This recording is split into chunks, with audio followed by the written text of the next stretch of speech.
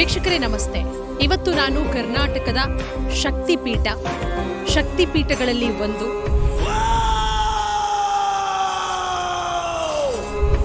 ಆದಿಚುಂಚನಗಿರಿ ಶಾಖಾಮಠ ದಸರಿಘಟ್ಟದ ಚೌಡೇಶ್ವರಿ ತಾಯಿಯ ಸನ್ನಿಧಾನದಲ್ಲಿ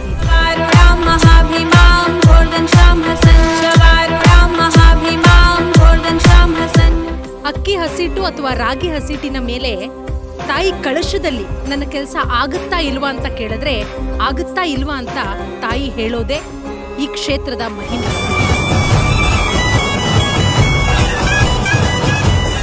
ಅಮ್ಮ ನನ್ನ ಮಡ್ಲಿಗೆ ನನ್ನ ಮಗಳನ್ನ ವಾಪಸ್ ಕೊಟ್ಟರು.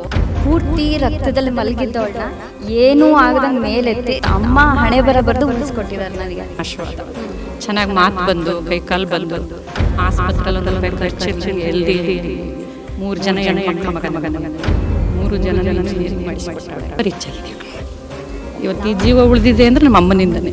ಸ್ಟ್ರೋಕ್ ಆಗಿತ್ತು, ಡಾಕ್ಟ್ರು ಆಗಲ್ಲ ಅಂತ ಹೇಳಿದ್ರು, ಉಳಿಯೋದೇ ಇಲ್ಲ ಅಂತ.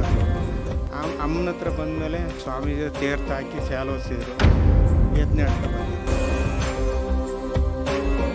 ಅಲ್ಪಾಯುಷ್ಯ ಅಂತ ಪುನೀತ್ ಅಂತ ಹೆಸರು ಹೇಳಿದ್ದೆ. ನಿಮಗೆ ತೋರಿಸುವಂತಹ ಪ್ರಯತ್ನ ಮಾಡ್ತೀವಿ. ಚೌಡೇಶ್ವರಿ ತಾಯಿಯ ದರ್ಶನವನ್ನ ಪಡ್ಕೊಂಡು ಬರೋಣ.